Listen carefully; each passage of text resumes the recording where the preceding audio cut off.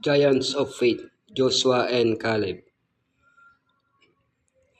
Remember your leaders, those who spoke to you the word of Elohim. Consider the outcome of their way of life and imitate their faith. Do you know these 10 people? Shammua, Shaphat, Igal, Palti, Gadjel, Gadi, Amiel, Setur, Nabi, and Joel. His fame consisted in distrusting the power of Elohim and thereby bringing about his death and that of an entire generation. But you've probably heard of these two people, Joshua and Caleb. They stood firm, believed in Elohim's promises, and lived to see them fulfilled. But how can we imitate their faith and come to fully trust that Elohim can do the impossible just as they did? The faith of Caleb, making the impossible possible. Faith in action, passing the torch.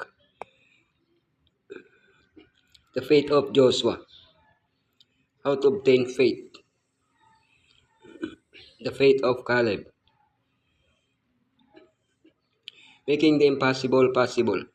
Nevertheless, my brethren, who went up with me, made the heart of the people melt. But I wholly follow the Lord my Elohim. The name Caleb means dog, as his life demonstrated. He didn't receive that name as a derogatory term, but because of his unwavering loyalty. He was faithful where others were unfaithful. He remained loyal to Elohim where others flinched. When 10 spies saw cities impossible to conquer and giants impossible to overcome, Caleb saw cities conquered and giants eaten like bread.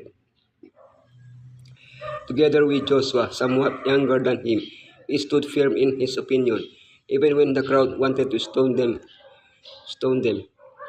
His example encourages us to maintain our firm faith in Elohim, who can make possible what is impossible for us.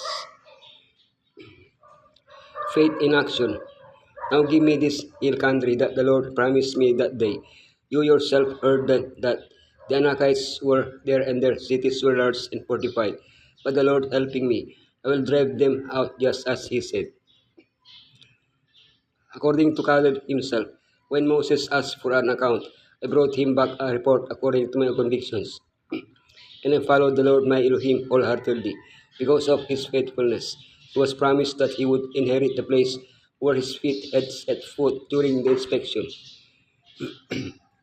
Caleb was 40 years old when he was sent as spy after 5 years of conquest.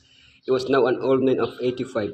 His body and mind were still as vigorous, and his thoughts were still the same.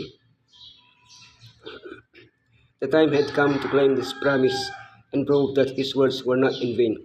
With Elohim's help, he was going to devour the giants and conquer their cities. Passing the torch. And Caleb said, I will give my daughter Aksa in marriage to the man who attacks and captures Kiryat Sefer. When he had conquered part of the territory that was rightfully his, Caleb considered the legacy he would leave behind. Would his descendants continue to trust in Elohim as he had? He had proven that Elohim could be trusted. Now he wanted to find someone who had the same faith, so he could pass the torch to them. For this reason, he promised his daughter's hand to the one who conquered Kiryat Sefer, also called Debir. His nephew Othniel was the mighty man who conquered the city and became the first judge of Israel. After marrying Aksa, Caleb's daughter, she persuaded her father to allow him to expand the conquered area, thus proving himself a worthy heir to Caleb. The faith of Joshua. When they had finished dividing the land into its allotted portions, the Israelites gave Joshua Nun an inheritance among them. As young men, Joshua was chosen by Moses as his assistant. He proved to be obedient, courageous, faithful, helpful, and a lover of the things of Elohim. When the time came to claim his own territory, he waited until all the tribes had obtained their inheritance, and he chose the portion left over, Timnath Serah, a city near Shiloh, where the sanctuary had been erected. From his story, we learn that Faith does not ignore the facts. It simply offers a different angle of the understanding. Instead of complaining, we are called to trust and submit to Elohim's plans. Blessings come to those who remain totally in the Lord. Life in all its dimensions must be lived according to the plans established by Elohim. It is worth living close to Elohim. How to obtain faith?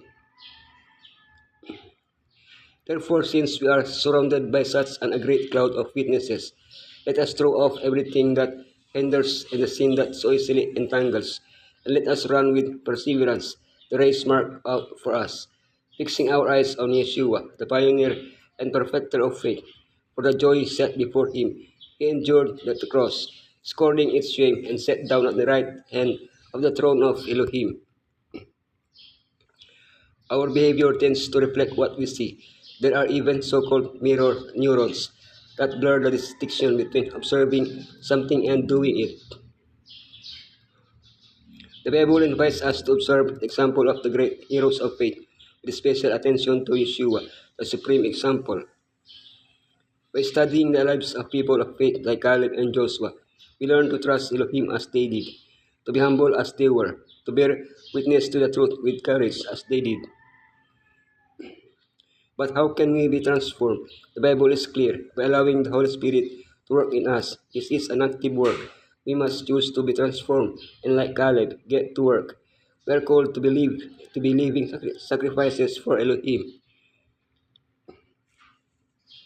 Today we need men of thorough fidelity, men who follow the Lord fully, men who are not disposed to be silent when they are ought to speak, who are as true as steel to principle, who do not seek to make a pretentious show, but who walk humbly with Elohim, patient, kind, obliging, courteous men, who understand that the science of prayer is to exercise faith and show works that will tell to the glory of Elohim and the good of his people. To follow Yeshua requires wholehearted conversion at the start, and a repetition of this conversion every day. It was Caleb's faith in Elohim that gave him courage, that kept him from the fear of men, and enabled him to stand boldly and unflinchingly in the defense of the right, through reliance on the same power, the mighty general of the armies of heaven. Every true soldier of the cross may receive strength and courage to overcome the obstacles that seem insurmountable.